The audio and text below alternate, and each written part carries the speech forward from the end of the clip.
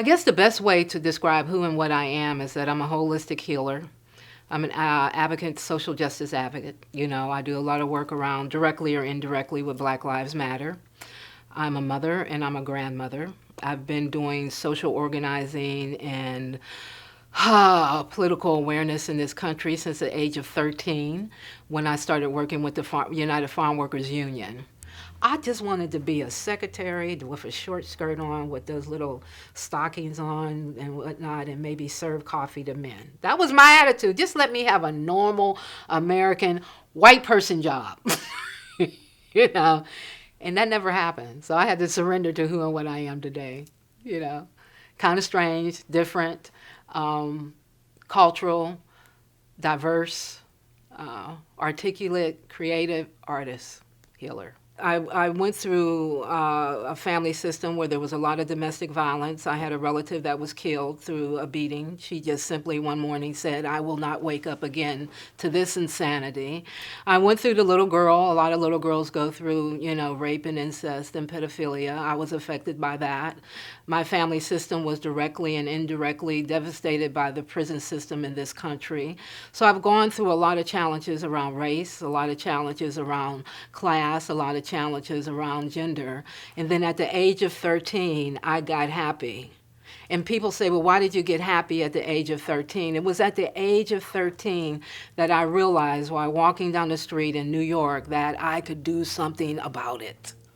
Well, you know, most of us, I don't care what culture you come out of it, when we find ourselves in pain, and usually that pain is directly or indirectly connected to our family systems or our institutional belief systems like churches and religious beliefs and societal belief, we find ourselves loyal to those situations, the mom and dad. So if your father was crazy, you might have a struggle saying my father was crazy and he drove me crazy too.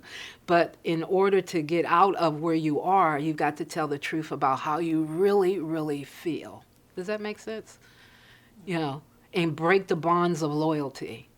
You know, I started loving my family far greater than when I stopped being loyal to the belief system that we don't talk about our problems to anybody. I mean, we had a woman murdered in our family, and for years, no one talked about it. We just pretended that she had a heart attack. We somehow detached the beating that she had while she was having the heart attack to her death. So I had to tell the truth. And the relatives in our family who didn't tell the truth, they went on to suffer on greater levels. I'm sitting on the couch with my baby, my daughter, trying to figure out how to commit suicide and how to live at the same time. And a commercial comes on the TV, says, "Well, you ain't got to go out like this. It's another way." And that was the day I went to my first 12-step program, which was OA, not AA. It was OA because I had an eating disorder. And then I started going to Al-Anon and AA because my father was an alcoholic. I just started opening up all the Pandora's box of who and what I was, this little only child, this little girl that, you know, because of the incest and the sexual abuse, should have been dead way before she realized that she had been so profoundly hurt, so brokenhearted, so betrayed.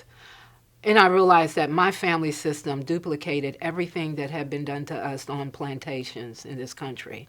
The abuse, the violence, the sexual violence, we just duplicated it the way that we have been treated and passed it on from one generation to the. And if you look at indigenous groups all around the world, they're doing that. We have a high rate of killing everybody that looks like us.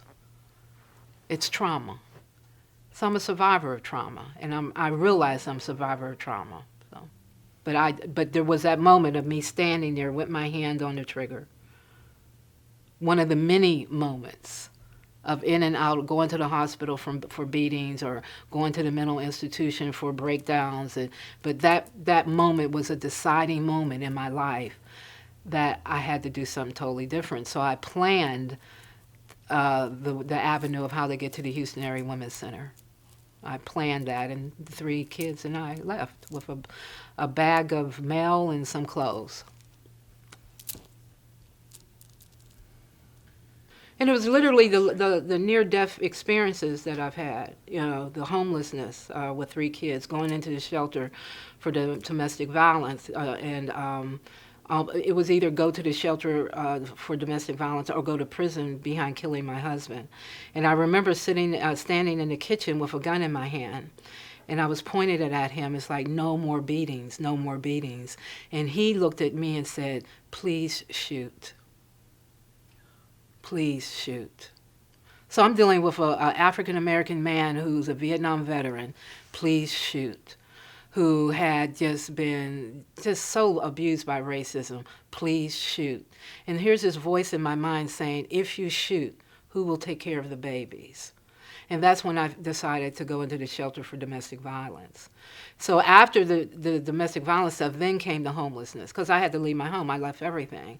And then, it was some pretty rough times of deciding, do I want to be alive and do I not be alive? The suicide thing, mental health illnesses, chronic depression. Those were all the things in between everything that I've told you before. Always getting up, deciding, do I want to live? Do I want to live? And always deciding, you got the babies, you got the babies, you got the babies.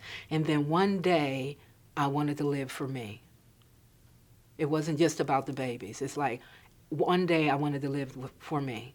And even during those times of deciding to be alive or to be dead or alive, I was still doing social justice work. I was still trying to love people. And I think now, as I sit here and talk to y'all, it was staying involved with people and attempting to care about people even when I didn't feel like I cared about myself.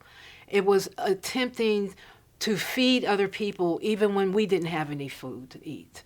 It was attempting to help people even when we had no running water, when we had to take a shower outside on the side of the house, even when the food had run out and stuff. It was that part of my heart that did not die, that I care did not die, that kept me from dying. I always confuse when people just say, well, I'm happy. You're either happy or you're not. I just think it has so many flavors to it, so many, it tastes different. You can be all, fucked up or heartbroken, and still there's some happiness over there on the table. Let me go grab that.